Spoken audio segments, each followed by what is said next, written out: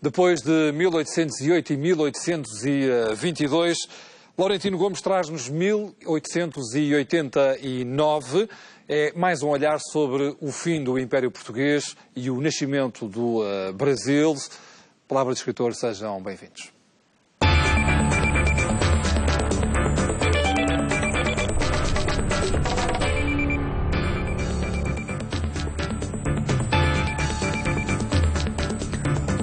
Olá, Laurentino Gomes. É um gosto enorme tê-lo aqui, até porque sempre gostei muito dos seus livros. Porquê agora em 1889?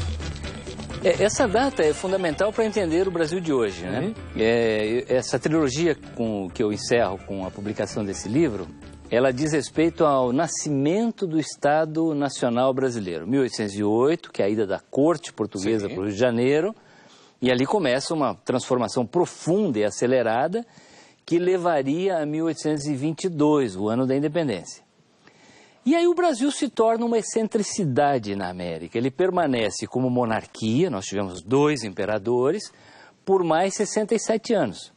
Em 1889 ocorre uma ruptura. O Brasil derruba a monarquia e finalmente se torna americano, ele se torna uma república. É uma república tumultuada, uma república que mais promete do que cumpre. Sim. Ela promete ser uma república civil que respeita a liberdade de imprensa, as diferenças de opinião, mas ela se impõe por um golpe militar. É um marechal que no comando das tropas do exército, derruba, depõe o imperador e proclama a república. E é um país que tenta se viabilizar com grandes dificuldades. Então, existem muitos mitos a respeito da história do Brasil. Por exemplo, que nós somos um povo pacífico, que aceitamos todas as transformações sem sangue, sem sofrimento. De fato, se observarmos a proclamação da República no dia 15 de novembro de 1889, não correu sangue algum, é um passeio militar pelas ruas do Rio de Janeiro. Mas os 10 anos seguintes, morrem mais de 30 mil pessoas em várias guerras civis, canudos, para que essa república se consolidasse. Então esse é o cenário da minha obra, né? Vocês fizeram a república que não serviu para nada, aqui e agora, como antes, continuam a mandar os caiados. Essa frase é extraordinária para uma epígrafe, porque ela sinaliza o que era essa república na época, mas também hoje. O autor dessa frase é bisavô do presidente Fernando Henrique Cardoso, que governou o Brasil agora, ainda recentemente. E na época, o avô do Fernando Henrique Cardoso era um jovem militar e ajudou o Marechal Deodoro da Fonseca a proclamar a república, a derrubar a monarquia no Rio de Janeiro. O pai dele, o autor dessa frase, alguns dias depois, mandou aquele telegrama curioso. Ele dizia, vocês fizeram uma república que não serviu para nada, porque aqui, como antes, continuam mandando os caiados. Hoje, quem manda em Goiás, em 2015, é a família Caiado. Então, essa frase poderia ser escrita perfeitamente hoje.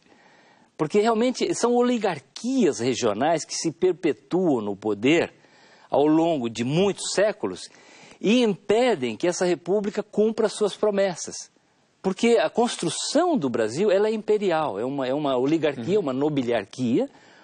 O regime mudou apenas a nomenclatura, onde antes era o império, a monarquia, hoje é uma república. Mas, a rigor, é a mesma elite, a mesma oligarquia rural e ex-escravagista que continua a mandar no país. Então, essa epígrafe é extraordinária para explicar um pouco do que nós somos. Mesmo em 2015. Mesmo em 2015, porque são os caiados que ainda mandam em Goiás. Mas isso não se aplica a todo o resto do Brasil. Não, claro que eu estou a exagerar, não é? Claro. O Brasil mudou muito nesses últimos 130 anos. Há menos analfabetismo, é uma economia muito mais complexa, não é apenas aquela economia rural, escravagista, exportadora de 1889. Mas também minada pelo petróleo e pelo gás natural. Já é uma economia complexa, industrial, de serviços. É um país urbano, uma urbanização acelerada. A urbanização leva a novas práticas políticas. É uma democracia. Nós vivemos hoje uma democracia de 30 anos no Brasil, sem golpes militares, sem ditaduras. Isso é uma grande novidade. Mas, ao observar a política brasileira no seu detalhe, existe ainda um ranço, existe ainda um resíduo. A palavra ranço é muito interessante. Um resíduo Claro. dessa época Claro. que é muito forte, muito difícil de mudar, não é? Acontece com todos os países, a história faz parte do presente. É não há inevitável. rupturas drásticas. Não Né? há. Claro que existem datas, ícones, Claro, como claro. 1889. Mas a história, às vezes, é mais linear do que nós imaginamos. Né? Há uma certa continuidade nos processos, nos personagens. Isso porque tem a ver com a cultura, né, de um país. Não? Claro. Laurentino, não posso deixar de lhe perguntar por 1808, que foi o livro que mais sucesso teve em Portugal e que tem diretamente a ver com a corte portuguesa. Como é que se inspirou para escrever aquele livro e como é que foi buscar tantos pormenores que, enfim, que encantaram quem leu? Esse livro é fruto de um acaso, né? Eu era repórter e editor de jornais e revistas, trabalhei em redações durante mais de 30 anos, mas sempre tive uma paixão paralela pelos livros de história. Uhum.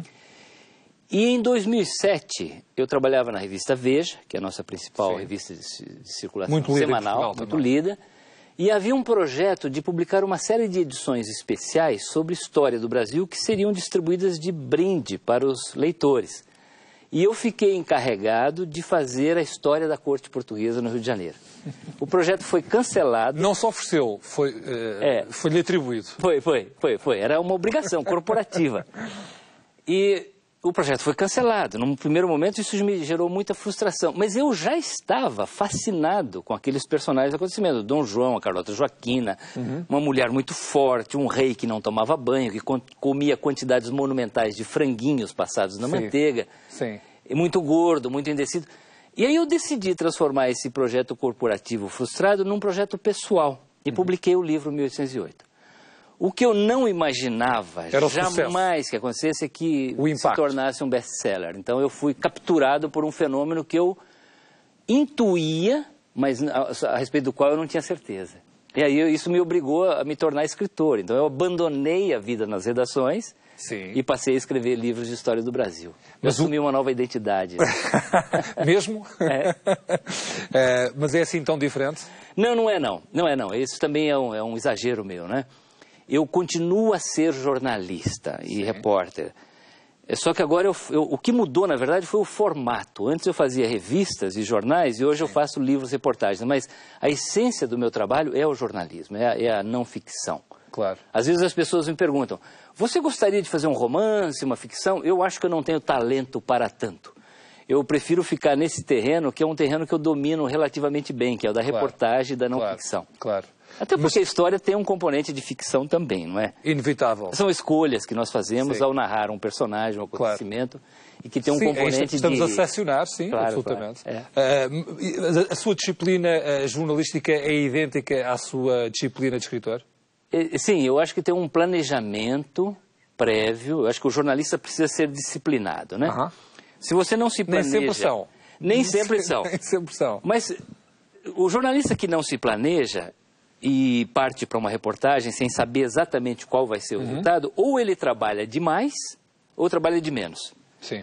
Então, acho que precisa um certo planejamento. Então, eu faço assim, sempre ao decidir por um novo tema, eu leio 4, 5 livros, referências sobre esse assunto, e a partir daí eu já começo a planejar os capítulos, os personagens, como é que eu vou construir a história. Já crio os arquivos no computador, que são os embriões dos meus futuros capítulos. E a partir daí a pesquisa fica mais fácil. Às vezes até eu crio título, subtítulo. Isso me ajuda muito, saber exatamente que livro é este que eu vou escrever. Eu detesto viajar muito no escuro.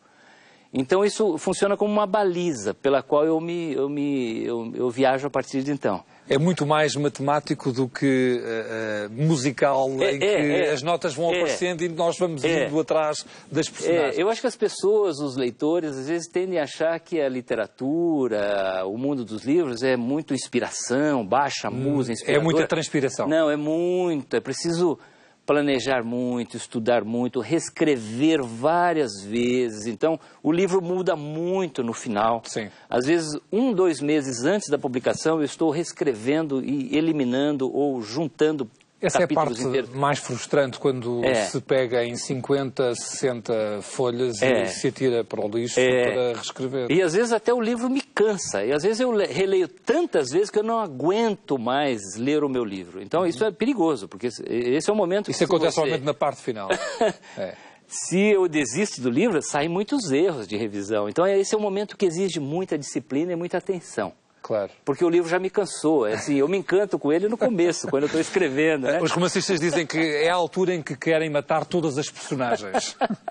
Laurentino, vamos, antes de olhar para os livros que de alguma forma o inspiraram e que são marcantes para si em termos de literatura, eu gostava de saber e de deixar, enfim, de lançar o desafio, se há aí uma nova data já em pensamento. Não, data não. Essa é uma trilogia que tem uma identidade, que são essas datas importantes com subtítulos provocativos, né, para chamar a atenção do leitor. Sim. Eu vou escrever uma nova trilogia agora, mas não tem data na capa. É uma trilogia sobre a história da escravidão no Brasil. É um trabalho profundo, de longo prazo. Eu acredito que o primeiro livro vai ser publicado somente em 2019. Mas eu acredito que a escravidão seja o assunto mais importante da história do Brasil. Tudo que nós já fomos, o que nós somos hoje, o que nós seremos no futuro, tem a ver com a nossa herança africana. Tem essa impressão digital. Tem essa impressão digital, exatamente. É como se fosse... isso está não apenas no trabalho cativo, na exclusão social, mas na música, no carnaval, no jeito colorido, na dança. Sabe que o Jorge Amado tinha uma expressão que dizia que foi o negro que veio de África, que tirou a melancolia do português e fez a alegria do brasileiro. Porque se o Brasil fosse apenas português indígena... Ele seria um país muito triste, hoje é um país muito chato. Agora, o africano nos deu esse ingrediente que faltava para a diversidade cultural, para a alegria, para a dança. Então, é uma história triste, por um lado, mas ela também é muito rica do ponto de vista cultural, né? Então, ela me encanta. Claro, muito. Muito bem. Laurentino, vamos aos livros que o marcam e que, enfim, que o inspiram. José Saramago, devo confessar que é o meu livro favorito, José Saramago. Que boa coincidência. História do Cerco de Lisboa. Quando o terminei, fui ao castelo e andei à volta do castelo à procura das portas de que o livro falava. Esse é um dos livros mais interessantes que eu já li em toda a minha vida. Eu fiquei absolutamente encantado. Primeiro que ele tem a ver com o meu trabalho, né? É um romance histórico. Mas o Saramago é absolutamente genial porque ele junta três coisas que eu adoro, que é a história, o romance e o mundo da produção do livro. Porque é a história de um revisor... É um revisor que risca uma palavra... mudando a história. E a história muda de fato. O que nós sabemos que realmente acontece. Um revisor, ele pode causar um desastre na nossa obra ou até melhorá-la. E é o que ele faz no livro do Saramago. Se bem me recordo, tinha a ver com o facto dos cruzados não ajudarem Dom Afonso Henriques a conquistar o Castelo de Lisboa aos mouros. E, portanto, como o revisor estava cansado porque achava que o livro estava a ser mau, decide cortar-se a palavra e, portanto, ele vai ter que reescrever a história com os cruzados a conquistar Lisboa, ou melhor, com Dom Afonso Henriques a conquistar Lisboa, sem a ajuda dos cruzados. E, de fato, a história muda. Muda com o trabalho do revisor. É fascinante. Agora, realmente é um trabalho muito bem construído, de uma pesquisa e de uma sensibilidade que me encantou absolutamente. Muito bem. Segundo romance, Equador, de Miguel Sousa Tavares. Eu tenho eu sou um grande admirador do Miguel Sousa Tavares. Eu li Equador quando eu estava a produzir o livro 1808. Descobri o Equador numa circunstância muito especial, que eu estava a pesquisar na Biblioteca Mindlin, em São Paulo, do José Mindlin. E na época o José Mindlin já estava praticamente cego, ele tinha uma miopia, então uma bibliotecária sentava-se ao lado dele toda manhã e lia um livro. Então, enquanto eu estava a pesquisar as histórias de Dom João... Eu ouvia a Cristina Antunes, bibliotecária, ler Equador para o José Mindlin. Ele estava sentado, já velhinho, com mais de 80 anos, de olhos fechados, ouvindo aquele livro. E eu me encantei, aí fui ler e eu descobri que realmente era uma obra encantadora. Tem uma musicalidade muito forte. Aí aconteceu um fenômeno curioso, porque eu achei que era um livro tão bom que eu relutei em ler o livro seguinte do Miguel Sousa Tavares, que é o Rio das Flores. Eu achei que o Miguel Sousa Tavares não conseguiria repetir um livro tão bom, e ele conseguiu. Eu gosto muito do Rio das Flores também. Muito bem. Então acho que ele foi bem sucedido. Laurentino, por fim, Fernando Pessoa, uma quase autobiografia. José Paulo Cavalcante e Filho. Esse é de um amigo pessoal meu, de Pernambuco, um grande advogado, foi ministro da Justiça do presidente Fernando Henrique Cardoso. E esse livro é resultado de uma obsessão. O José Paulo, ele é obcecado pela história do Fernando Pessoa. Não só pela história, mas ele compra todos os objetos, toda a memória possível, iconográfica, ele compra. Ele tem um verdadeiro museu a respeito do Fernando Pessoa em casa. Conhece profundamente todos os detalhes, morou em Portugal, aliás, tem uma casa agora em Lisboa. E esse livro ele é genial porque ele é construído a partir de fragmentos da obra do Fernando Pessoa, mais observações e descobertas do próprio José Paulo. Então ele reconstrói a biografia do Fernando Pessoa como se fosse uma obra que o próprio Fernando Pessoa tivesse escrito, coisa que ele não fez. Claro. E de fato ele reescreve, são vários detalhes curiosos que contrariam o que se conhecia até agora do Fernando Pessoa.